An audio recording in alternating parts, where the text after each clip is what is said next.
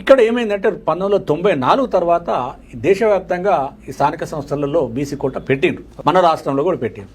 మళ్ళీ దీని మీద ఒక ప్రధానమైనటువంటి చర్చ ఎక్కడ జరిగిందంటే మన కర్ణాటక స్థానిక సంస్థల ఎలక్షన్ సంబంధించి దాని సుప్రీంకోర్టులో రాజ్యాంగ ధర్మాసనము 2010లో ఒక మంచి జడ్జిమెంట్ వచ్చింది. స్థానిక సంస్థలలో బీసీ కోటా మీదనే 50% దాటుతున్నారు కదా, ఇప్పుడు ఏ రాష్ట్రమైనా 30% ఇస్తున్నారు, 50 దాటిపోతాను ఎట్లా అనేది అది సుప్రీంకోర్టులో ఈ K Krishnamurthy versus union of India 5 జడ్జీల రాజ్యాంగ ధర్మాసనం ఏం చెప్పిందంటే, వాళ్ళు ఈ బీసీ కోటా పెట్టాలంటే ముందు బీసీలు ఎవరో తేల్చండి. ఎందుకంటే ఈ విద్యా ఉద్యోగాలలో ఉన్నటువంటి లిస్ట్నే తీసుకొచ్చి వాళ్ళే ఈ బీసీలు అంటే కుదరదు. అక్కడ విద్యా ఉద్యోగాలలో సోషల్ అండ్ ఎడ్యుకేషన్లో బ్యాక్వర్డ్ క్లాసెస్, మరి స్థానిక సంస్థలలో బ్యాక్వర్డ్ క్లాసెస్ సిటిజన్స్ అన్నాడు.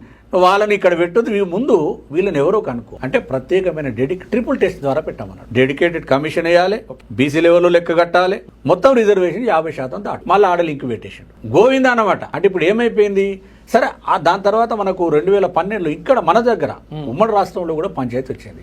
Nimmaka Jayaraj versus state of Andhra Pradesh. 2012లో స్థానిక సంస్థలకు నోటిఫికేషన్ ఇవ్వగానే అప్పుడు తెలంగాణ మూవ్మెంట్ జరుగుతుంది, పెద్ద ఎత్తున ఉద్యమం జరుగుతుంది.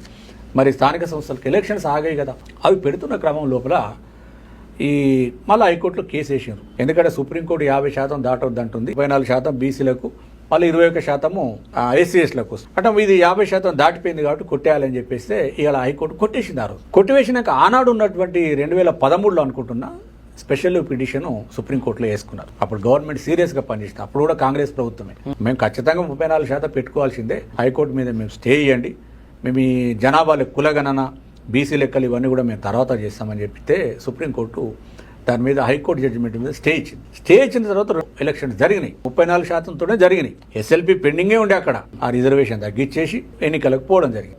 16 తర్వాత మన స్థానిక సంస్థలకు ఎలక్షన్స్ వచ్చినాయి. పోయిన తర్వాత ఇప్పుడు కాంగ్రెస్ ప్రభుత్వం అధికారంలోకి వచ్చిందే 42% రిజర్వేషన్లు వర్గీకరణ కామారెడ్డి డిక్లరేషన్ ద్వారా వెళ్తామన్నారు. సరే, అది అందరూ బీసీ సమాజం కూడా స్వాగతించింది, మనం కూడా ఇప్పుడు స్వాగతించాల్సింది. ఎందుకంటే మనకు పని చేయడానికి ముందుకు వచ్చినటువంటి ప్రభుత్వాలను స్వాగతించాలి.